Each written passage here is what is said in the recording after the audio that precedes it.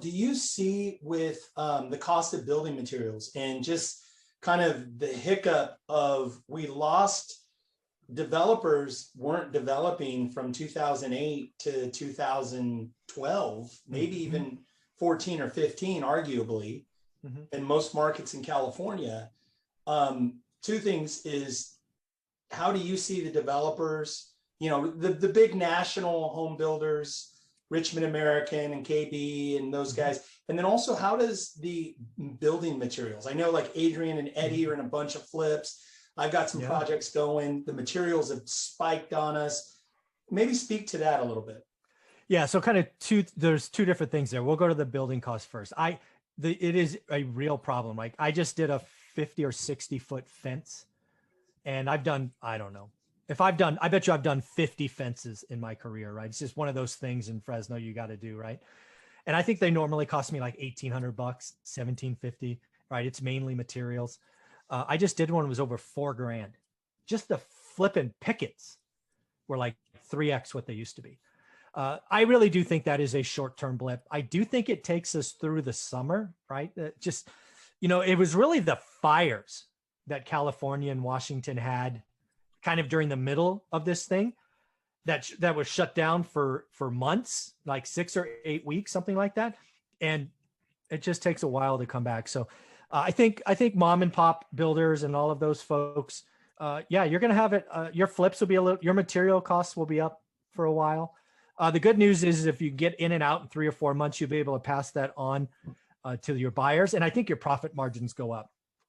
Builders, that's a different story, right? Builders, they got to really watch their spend, right? And watch their contracts, because a lot of them get a signed contract, they get a little money, right? And then they build to that. So they've really got to watch their cash flow. They got to watch how many pieces they're rolling out. And as far as I know, every publicly traded one is actually slowing down, right? Pulte Homes was first at about 60 days ago, and I brought that up. KB Homes has done the same. Lennar has done the same. So a lot of them agree with me. They think this is short term. But to your point of underbuilding, they're even underbuilding less now, right? Because they're like, dude, yeah, we'll build the ones that that are already sold, but we're not going out on a limb because these construction costs are not, and labor. Let's not forget labor is a big problem for construction workers. We lost a lot of that skill set in the last crash. And then the last thing, kind of tying all that together, I think a huge thing going forward is going to be builders. Like Lennar just announced a $4 billion plan to do build for rent. Think about that. They're going to build entire housing tracts, thousands of them, all as rentals. You know what they're going to do with those? They're going to build them, they're going to rent them, and they're going to sell them to Wall Street as a big bundle, right? The single family asset, the single family rental is going to be an asset that Wall Street dominates. It's 2% of the market today. It could be 6 to 8% by the end of the decade.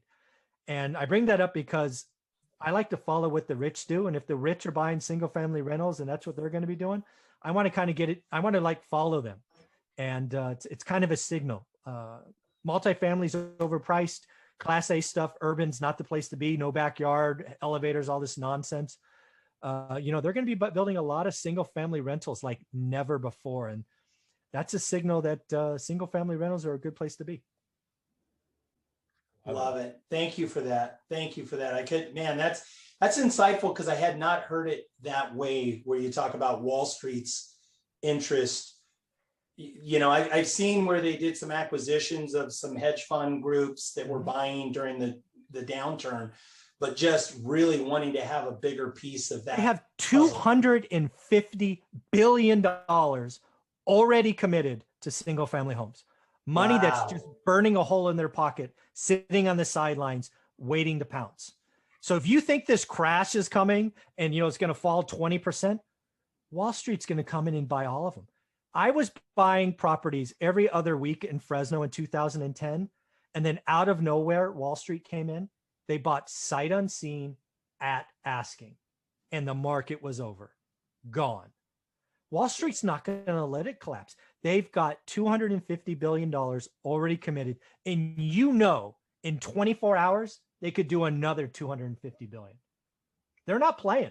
This money costs them zero. They don't get paid for committed capital.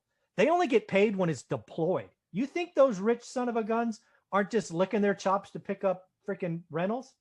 Man, pay attention, people.